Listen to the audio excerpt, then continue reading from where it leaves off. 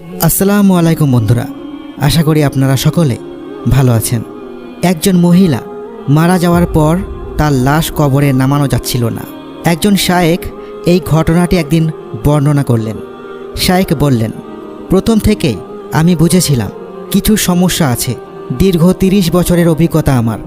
মহিলাটির মৃত্যুর পরে মহিলাটিকে যখন গোসল করানো হচ্ছিল তখন দুর্গন্ধ আসছিল। আমি ভাবছিলাম কেন এরকম দুর্গন্ধ, এর কারণ কি হতে পারে। পরে আমি ভাবলাম এটা কোনো ব্যাপার না, এরকমই হতেই পারে। স্বাভাবিকভাবেই আমি ব্যাপারটিকে নিলাম। এরপর যখন লাশটিকে খাটিয়াতে রাখা হলো এবং আমরা মহিলাটিকে দাফনের জন্য কবরস্থানে নিয়ে গেলাম। কবরস্থানে আমরা অনেকজন ছিলাম। আমরা এতজন কবরস্থানে ছিলাম যে আমরা সবাই মিলে বড় কোনো গাড়িকেও সরিয়ে ফেলতে পারি।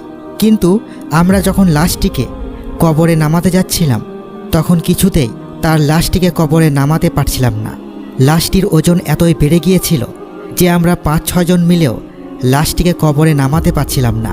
অথচ মহিলাটি দেখতে খুবই রুগ্ন প্রকৃতির ছিল। তার ওজন এভাবে বেড়ে যাবে তা বিশ্বাসযোগ্য নয়। আমরা 5-6 জন লাশটিকে কবরে নামতে গিয়ে যখন ব্যর্থ হলাম তখন আরও 5-6 জন সহ লাশটিকে কবরে নামানোর জন্য চেষ্টা করতে লাগলাম, কিন্তু লাশটিকে বিন্দুমাত্র সরানো যাচ্ছিল না। আমি খুব চিন্তায় পড়ে গেলাম। এরপর শায়েখ আরও বললেন, আমি তো মৃত লাশের সব ফিকহিগুলো জানি। এতদিন এত বই পড়েছি, এত কিছু জেনেছি। মৃত লাশ সম্পর্কে কত রকম ব্যাপার পড়েছি।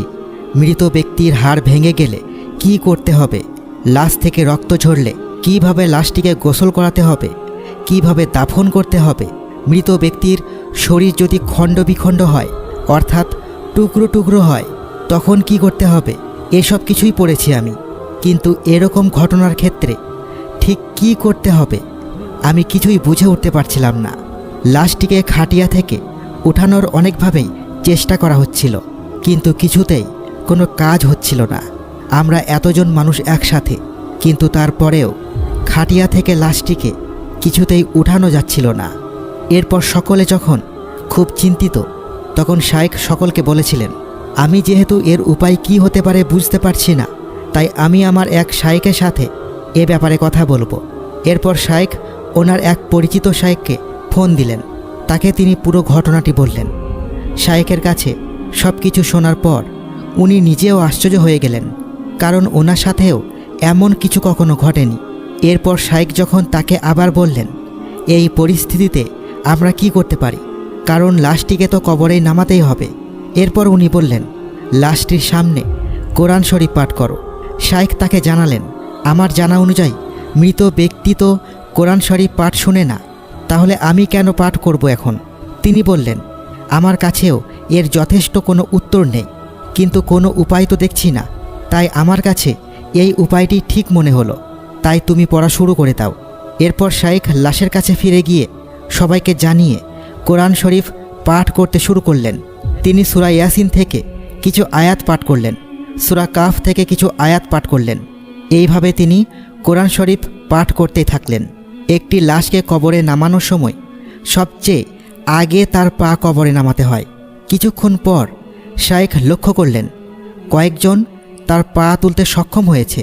চিন্তা করুন, একজন মানুষ, অথচ মাত্র একটি পা তুলতেই তারা সক্ষম হয়েছে। এরপর শায়েখ জানালেন, যাক আলহামদুলিল্লাহ, আমি অনেকটা শান্তি পেলাম এবং ভাবলাম এক পা তো তোলা গেছে। এরপর আমি কোরআন তেলাওয়াত করতেই থাকলাম, কোরআন পড়া বন্ধ করলাম না এবং অবশেষে মৃত মহিলাটির লাশ তার 3 ছেলে ওঠাতে সক্ষম হলো।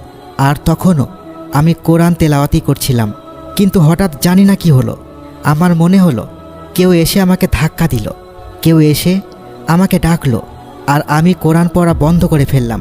ঠিক সেই মুহূর্তে মৃত মহিলাটির লাশটি সহ তার 3 ছেলে কবরে পড়ে গেল। এরপর আমি বললাম, এ কী করলে তোমরা? তোমরা তোমাদের মায়ের লাশের সাথে এটা করতে পারলে? তারা বলল, আমরা কিছুই জানি না, কিছু বুঝতেও পারছি না।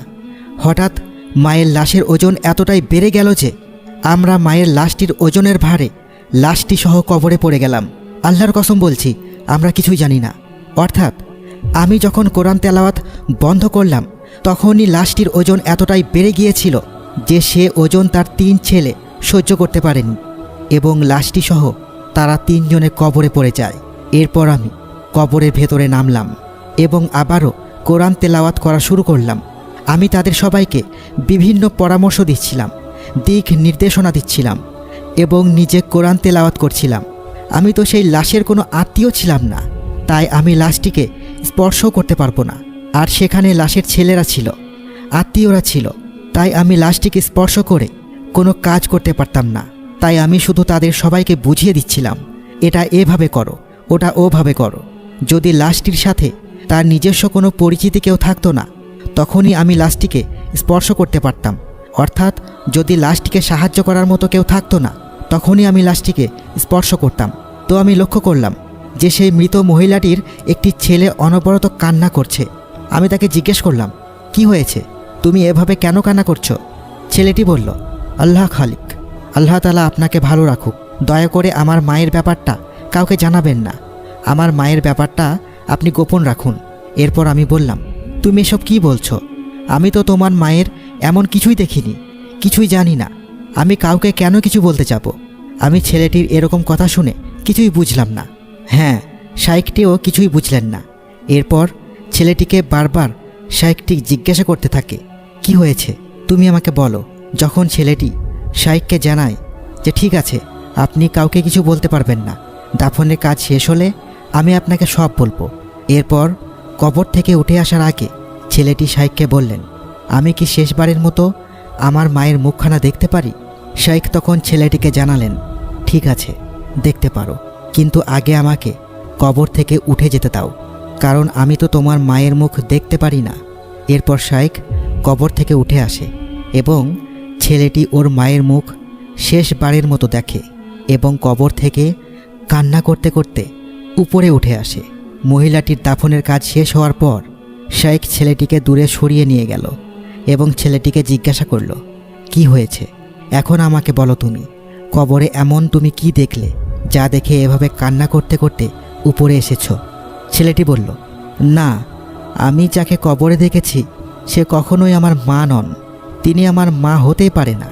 আমার মায়ের মৃত্যুর পর তার গোসলের সময় আমি তাকে দেখেছিলাম, তিনি ছিলেন সাদা, কিন্তু এখন আমি যাকে দেখলাম সে পুরো কালির মতো কালো, কয়লা পাথরের মতো কালো। তার মুখ, না না না না, ইনি আমার মা হতেই পারে না, আল্লাহর কসম, আমার মা দেখতে এরকম কখনোই ছিলেন না। এরপর শাইখ আমাকে বললেন, আমাকে তুমি কি লুকোতে বলছো, আর কবরে থাকা অবস্থায় কী বা বলতে চেয়েছিলে, বলো আমাকে। ছেলেটি শাইখকে বলে, না না, এ কথা আমি আপনাকে কিছুতেই বলতে পারবো না, কিছুতেই বলবো না। শাইখ তাকে বলে, কিন্তু তুমি তো আমাকে কথা দিয়েছিলে, কথা দিয়ে কথা রাখতে হয়, বলো আমাকে। শাইখ অনেকবার জিজ্ঞেস করার পরেও সেদিন শাইখকে কিছু না বলেই কাঁদতে কাঁদতে ছেলেটি সেখান থেকে চলে যায়। এর কয়েক মাস পরে শাইখ আবারও কবরস্থানে যায় আরেকটি জানাজার নামাজ পড়ানোর জন্য। আর সেখানে শাইখের সাথে দেখা হয়ে যায় বড় দাড়িওয়ালা এক ব্যক্তির সাথে, যার কপালে নামাজ পড়ার দাগ। সেই ব্যক্তি শাইখকে জিজ্ঞেস করলেন, আমাকে চিনতে পারছেন? শাইখ তাকে বলে, না, কে তুমি? আমি তোমাকে কিছুতেই মনে করতে পারছি না। ব্যক্তিটি জানায়, আমি সেই ছেলে, কয়েক মাস আগে যেই ছেলে আপনাকে কথা দিয়েছিল যে কেন তার মায়ের লাশ কবরে নামানো যাচ্ছিল না। শাইখ তাকে বলে, ওহ, তুমি সেই ছেলে, কিন্তু তুমি তো অনেক পরিবর্তন হয়ে গেছো, কিছুতেই তোমাকে চেনা যাচ্ছে না। আর তুমি তো আমাকে কথা দিয়েছিলে আমাকে কারণ জানাবে কেন তোমার মায়ের লাশ কবরে নামানো যাচ্ছিল না। সেই কারণ না জানিয়েই সেদিন তুমি চলে গেলে, কিন্তু কথা দিলে কথা তো রাখতে হয়। সেই ব্যক্তি জানায়, জি, আমি সেদিনের পর নিজেকে পরিবর্তন করে ফেলেছি, আলহামদুলিল্লাহ। আমি তওবা করেছি এবং মহান আল্লাহ তাআলার ইবাদতে নিজেকে মশগুল করেছি। আমি আপনাকে আজ সব কিছু জানাবো যা সেদিন অতিরিক্ত ভয় এবং চিন্তার কারণে জানাতে পারিনি। শাইখ বললেন, বলো, আমি শুনছি। এরপর ব্যক্তি জানালো, আমার মা কোনো দিন 1 রাকাত নামাজও পড়েনি। আমি কখনো আমার মাকে আল্লাহ তাআলার ইবাদত করতে দেখিনি, তাকে নামাজ পড়তেও দেখিনি। তিনি তার পুরো জীবনে কখনোই নামাজ পড়েনি, হয়তো তাই তার লাশ কবরে নামতে চাচ্ছিল না। আর এরপর যখন আমি শেষবারের মতো কবরে আমার মায়ের মুখ দেখি, তখন আমি যা দেখলাম এরপর আমি খুব ভয় পেয়ে গেছিলাম। আমি কবরে যাকে দেখলাম সে আমার মা ছিল না। আমার মা তো কতই না সুন্দর ছিলেন, কিন্তু কবরে যিনি ছিলেন তিনি কালো কয়লা। এসবের পর আমি খুব ভয় পেয়ে যাই। আমি অনবরত কাঁদতে থাকি, ভয় পেয়ে যাই আমি। আর এরপর আপনাকে কিছুই না বলে চলে যাই।